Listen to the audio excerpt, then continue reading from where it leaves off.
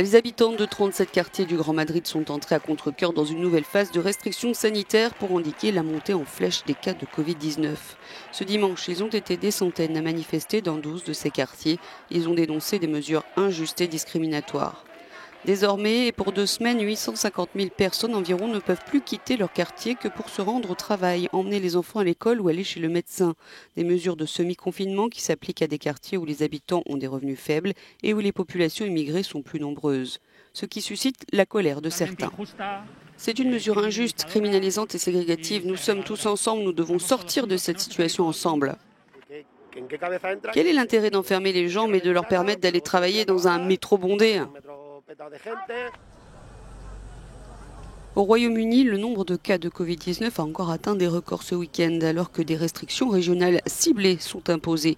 Le gouvernement britannique a expliqué imposer de lourdes amendes à ceux qui enfreignent les règles d'autoconfinement. Si je ne m'inquiétais pas des personnes qui enfreignent les règles d'autoconfinement, nous n'imposerions pas des amendes de 10 000 livres pour s'assurer que tous ceux qui ont besoin de s'isoler s'isolent. Le maire de Londres, Sadiq Khan, a averti que la capitale aussi était susceptible d'être soumise à des mesures sanitaires supplémentaires pour ralentir la propagation du virus.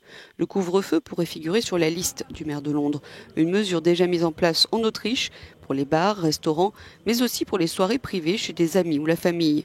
De plus, les gens devront à nouveau porter un masque dans les restaurants et les bars lorsqu'ils ne sont pas assis à table.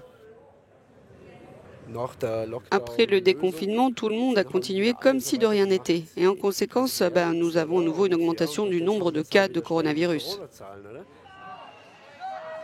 Les nouvelles restrictions ont aussi déclenché de nouvelles manifestations de mécontentement en Allemagne. Mais à Düsseldorf, les protestataires ont été rejoints par les partisans des restrictions sanitaires. La gestion de la pandémie par les gouvernements devient une question politique qui divise.